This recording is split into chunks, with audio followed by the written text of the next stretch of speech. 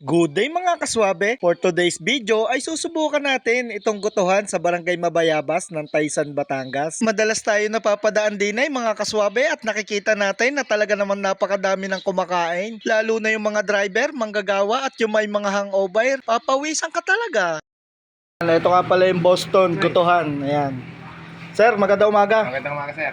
Ayan, magkano boss yung goto ninyo? Yung regular lang 70, yung mata 100, tapos yung laman 90, yung pork. Ayan, murang-mura. At dahil nga gutom na ang inyong kaswabe ay dalawa agad ang in-order natin. Isang regular laman at yung kanilang special goto na ang sahog ay mata ng baka. Kaswabe, baka naman nagtataka ka kung bakit walang lugaw. Ganito nga pala ang tipikal na gotong Batangas. Bago titimplahan mo lang iyan ng patis, kalamansi, sibuyas at bawang para talagang suwabing-suwabe. Hindi na natin patatagalin ito mga kaswabe. Let's eat! Mga kaswabe, arin na yung mata. Ayan. Atin titikman yung mata mga kaswabe. Ito. Napakadami ng laman.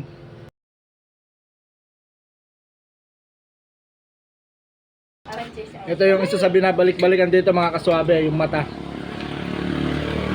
Mga kaswabe, ito naman yung regular nila. Ayan, 70 pesos lang. Tingnan naman kung gaano karami yung laman. Ayan, laman tsaka balat ng ulo mga kaswabe. Tikman natin. Kaswabe, kung kayo ay nagbabalak pumasyal din aga-agahan ninyo. Nagbubukas sila ng 5 AM ng umaga at tanghali pa lang ay ubos na agad ang kanilang paninda. Ano masasabi mo sa iyong gota? Matagal na kayo kumakain dito? Padalawang beses. Yeah, pero talagang binabalik-balikan sir, no? Opo, sobrang sarap po dito. Shoutout din ay sa aking gwapong-gwapong kaswabe. Ay paano, busog na eh. Bahala ka na.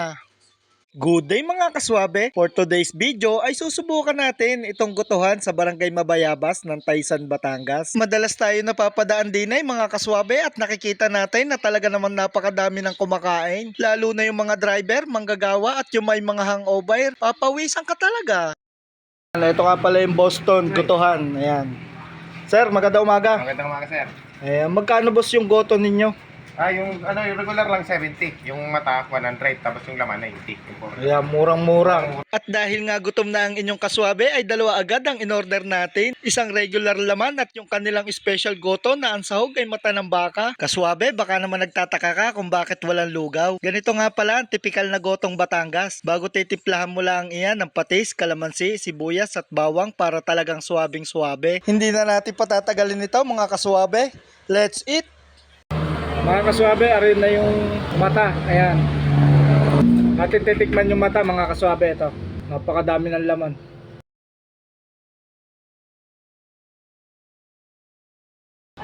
Ito yung isa sa binabalik-balikan dito